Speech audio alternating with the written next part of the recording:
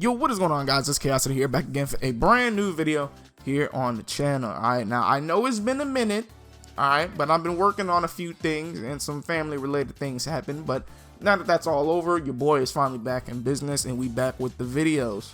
So yeah, man, let me know what you guys want to see, because I'm kind of struggling for content. So if you have any video recommendations, let me know.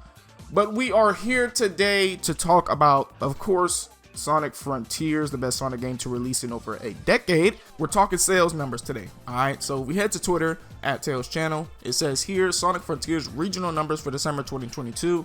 In the US, Frontiers finished 6th in December following a 4th debut, plus 16th top selling overall in 2022. And in the UK, after a number 7 debut, Frontiers finished 10th in the UK, plus sales boost in the week reported before holidays. So if we take a look at the image here, hardware and software sales in December 2022, as you can see, in the US, Frontiers got 6th, and in the UK, Frontiers got 10th. FIFA still leading in the UK, which is honestly not surprising. They love FIFA. Modern Warfare 2, surprisingly, is still number 2 in the UK. Even Grand Theft Auto is still on here. Is Grand Theft Auto on the US chart? It's not. So even Grand Theft Auto is still on there. But as you can see, Frontiers is doing numbers. Even when the year went out, it was doing numbers. So that's pretty good to see. All right, that's pretty good to see. But moving on from that, we have some interesting info regarding Kishimoto, the director of Frontiers. And if we go to this one Twitter thread we have from Sleep, Various Angels on Twitter, translated, it says, I think it's hard to keep track of the many opinions we received, but is there any specific you'd like to address in your next open zone application? And Kishimoto has replied with some very interesting information. Okay, so if you read this here, it says, thank you very much for your feedback. It has helped me a lot in planning my next project.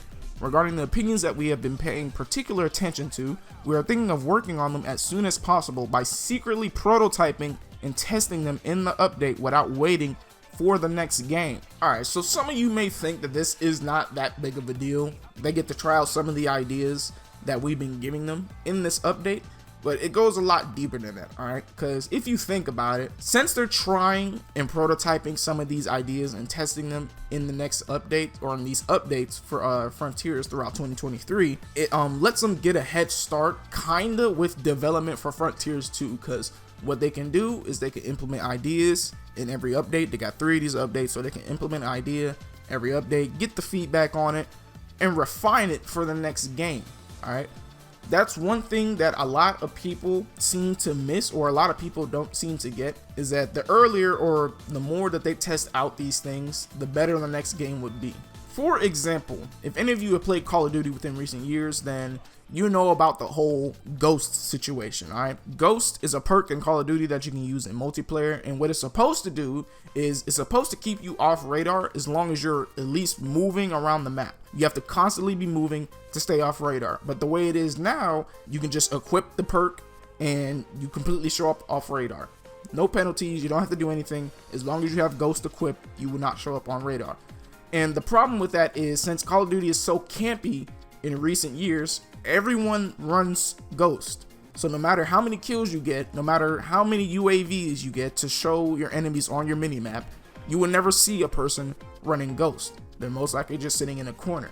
And the thing with that is, Call of Duty fixed that issue. The player community has cried and moaned about it. They fixed it so that Ghost only works when you're moving and not sitting still.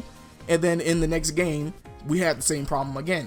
So what they're doing here, or by utilizing these updates that they're gonna release, they can test these new ideas, they can implement these new ideas off of Twitter, get the feedback after the updates, and then by the time the next game comes out, you already have good features and good mechanics for the game. You already tested them out. So to me, this is actually a pretty good idea. They could test out ideas and things, they can secretly test them, prototyping, whatever.